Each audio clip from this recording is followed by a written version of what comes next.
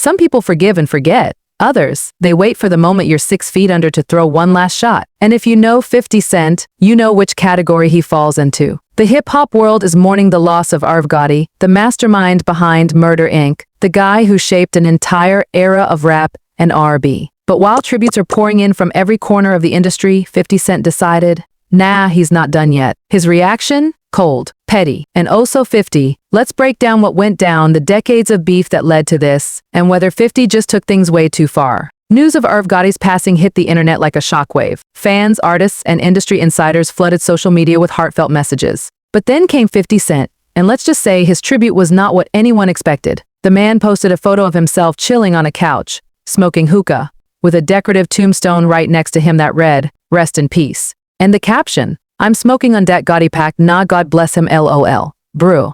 Just when you think he might show some restraint, he throws in that LOL like a final mic drop. And in case anyone had doubts about who he was referring to, he made sure to include a second photo, one of Irv Gotti himself. Now, for most people, this would be shocking. But for those who know 50, classic behavior. This man has never let go of a grudge. This is not some random trolling moment. The history between 50 Cent and Irv Gotti is deep, like over 2 decades deep. Rewind to the early 2000s, when Murder Inc. was dominating with Ja Rule and Ashanti. Back then, 50 was still coming up, trying to get his foot in the door. But the Murder Inc. camp was not having it. According to 50, Irv Gotti blackballed him from the industry, blocking him from signing record deals and making it big. And if you know 50, you know he doesn't take L's lightly. The feud exploded into full-out war. Diss tracks, street fights, federal investigations, you name it.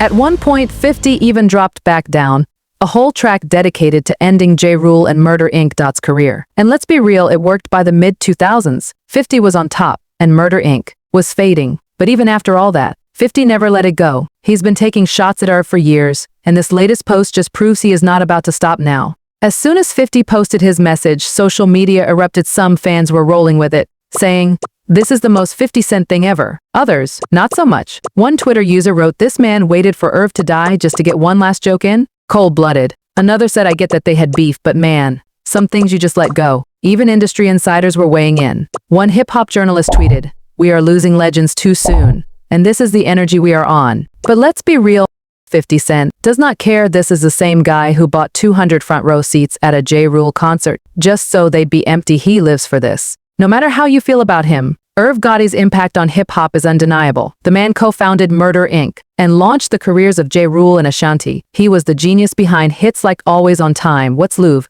and Foolish. His production skills helped shape the sound of early 2000s hip-hop and R&B. Before Murder Inc., he was already making waves at Def Jam, working with DMX and Jay-Z. In fact, he's the one who helped get DMX his deal. Without him, there is a chance we never would have gotten It Is Dark and Hell Is Hot. Even when things went south, when the feds raided his label, when he had to fight off actual money laundering charges, he kept pushing. He reinvented himself, moved into TV, and even created the Bet series Tales. This was not just a music exec. This was a visionary, and now, at just 54, he is gone. While some people were shocked by his passing, others saw it coming. Irv had been struggling with health issues for years, particularly diabetes. He spoke openly about how it was deteriorating his body. Last year, he suffered a stroke and had to walk with a cane. Doctors warned him to change his diet, but he admitted he was struggling. "It is rampant in Black people," he said in an interview. "It is reversible, but you gotta change the way you eat. And the problem is, anything that tastes good is horrible for you." My diabetes,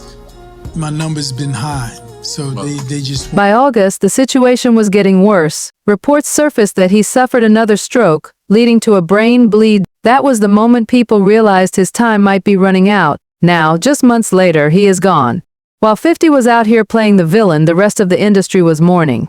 Lawyer Cohen, global head of music at YouTube and a former Def Jam exec, said, "Def Jam has lost one of its most creative soldiers. When we were on bended knee, he brought the heat and saved our ass." Bet called him one of hip-hop's greatest visionaries. Other stars paying tribute included Fat Joe. Without Irv, a lot of classic records wouldn't exist. Kanye West, "We lost a giant." Ja Rule, "Love you." Even fans who weren't always on his side admitted hip-hop wouldn't be the same without him. So let's talk. Did 50 Cent go too far? Or was he just keeping the same energy he's always had? On one hand, death is supposed to be a moment of respect. Even your worst enemy gets a pause when they pass. But then again, this is 50 Cent, he never played by the rules. One thing's for sure, love him or hate him, he always keeps things interesting. Drop your thoughts in the comments, was this classic 50 or just straight up disrespect? And don't forget to like, subscribe, and hit that bell, because this isn't the last messy celeb moment we're breaking down. Until next time, stay tuned to Spotlight Celebrity, where the tea never stops spilling.